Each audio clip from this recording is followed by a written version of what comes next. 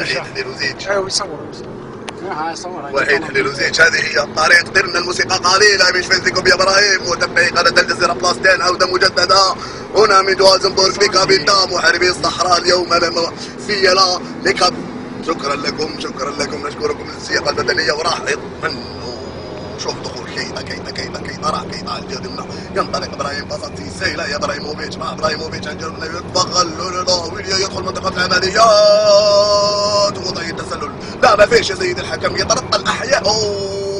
لو كان المخرج قدمنا اللقطة كنا نلقاه انه نذير بالعاج موش في وضعية التسلل سيدي الحكم. هذا هو كوفي كوجيا وهذا هو ايدي ماي حكم السيشل، واحد من اكبر الحكام هنا في افريقيا. راح ماتيز على الجولة من ماتيز حمراء. شوف اللياقة البدنية اللي عندها صدريا ومعنويا، وكذلك واحد اللي لازم يختاروا. لا ويلي شي ساك من مواليد 1993. صعبة وراح اعطوا السينيال له. لا ويلي صعبة هذه. كل العائلات اليوم تنظر الى الطريق الوطني رغم جلين جونسون. شوف لو انه فريد مشيش واحد من الذين اخذوا لعب لشلف، كذلك خرج مع عمي الساسي. اتذكروا القليل من الجزائريين. نعتذر لكم لاني يخرج على المباراة. لا تشتعل المباراة. راح مول اليوم يتوغل لانه راح في دوتانا. لا صعبة يا ابراهيم. لا ابراهيم ينطلق فوق الدراجة. لا الجزائر تشتعل اليوم. ما الذي يفعله يا ريس يا ريس؟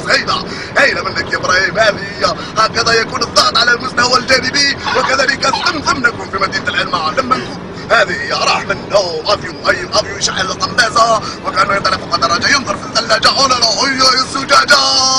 برافو يا ابراهيم. يطلع ابراهيم كطريق. لا السرعة 120 درجة.